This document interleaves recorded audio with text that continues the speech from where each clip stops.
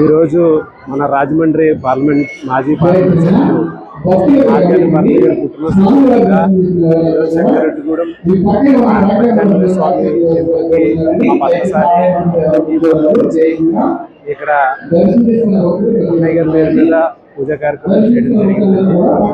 ఆయన ఇలాంటి పుట్టినరోజు మరెన్నో జరుపుకుని రాజమండ్రికి మరింత తెచ్చేలాగా రాబోయే కాలంలో ఎమ్మెల్యే పదవిని చేపట్టి మరింత పదవులు చేపట్టేలాగా ఉండాలని ఆ ఆంజనేయ స్వామికి మరి అన్నయ్య గారికి మరొకసారి హ్యాపీ బర్త్డే మార్గాని పరశురామ అన్నయ్య గారు.